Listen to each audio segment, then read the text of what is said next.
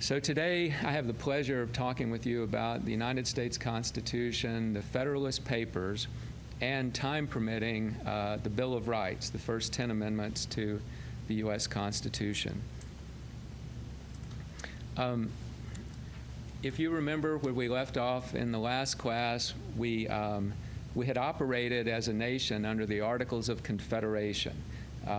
That did not go well. That was our first attempt at governing through a constitution, but in the sense of being a loose association of states, the concept of a confederation. There was very difficult times economically. There were uprisings and rebellions. You recall Shays' Rebellion. And so all of this led to a constitutional convention where the Second Continental Congress in 1787 met with the original goal of amending the Articles of Confederation. But once the convention began, they cast aside that goal and launched off into the ambitious goal of simply creating a new constitution, one that alleviated some of the problems with the Articles of Confederation. No strong federal government, no presidency, no national power to raise taxes, all things that contributed to the difficulties that existed during the time we existed under the Articles. So, of course, the meeting took place in Philadelphia, as we recall from our prior learning, and in September of 1787, the new Constitution was passed. It was passed once the 9th state out of the original 13 states signed on to it. New Hampshire became the 9th state to ratify the new Constitution, and the ratification took place the year later in June of 1788.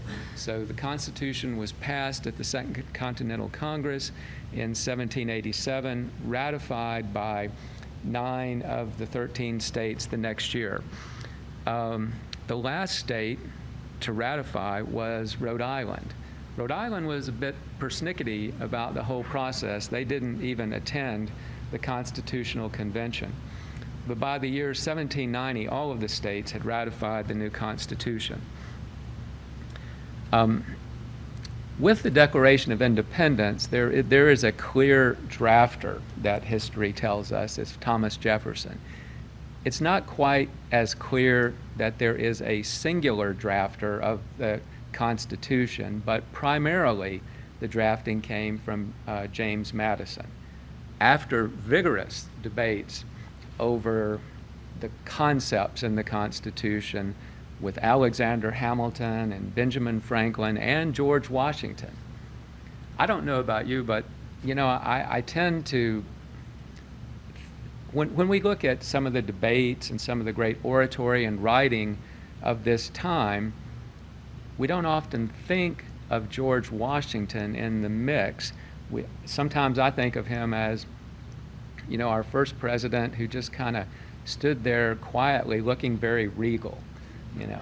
But he was very active in the contentious debating that went over the drafting of the new Constitution. So now we step back and look at it from the big picture standpoint.